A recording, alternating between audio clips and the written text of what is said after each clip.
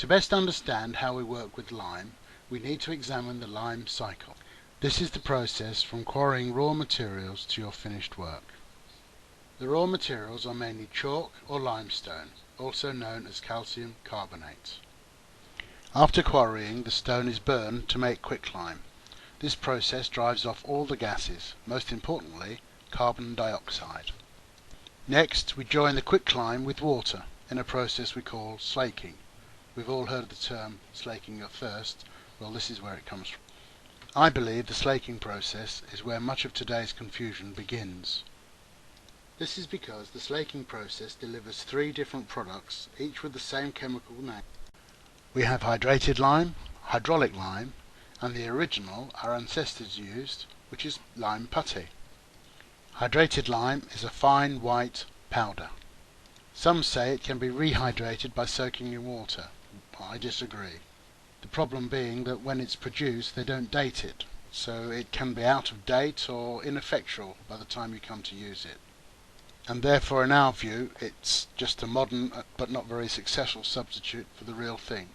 Hydraulic lime is also a powder. Natural hydraulic lime is made from chalk or limestone, within which there is a natural deposit of clay.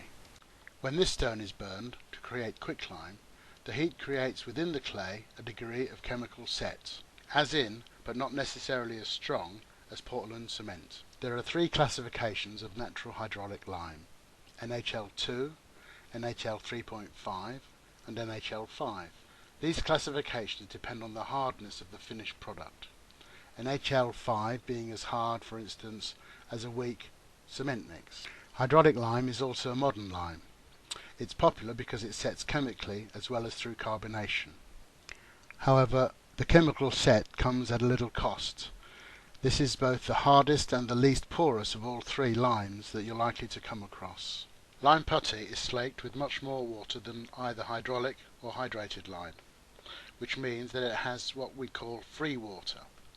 So it develops into a cheesy paste, and most confusingly it's called putty. The penultimate event is to mix lime putty with aggregate to make lime mortar. This can be a pointing mix, and with a different sand it could also be your plastering mix. Once you've applied the mortar, it comes into contact with carbon dioxide and turns back into its original form, hence the lime cycle. So now let's recap. We started with chalk, we burned it, we drove off the CO2, we slaked the quicklime,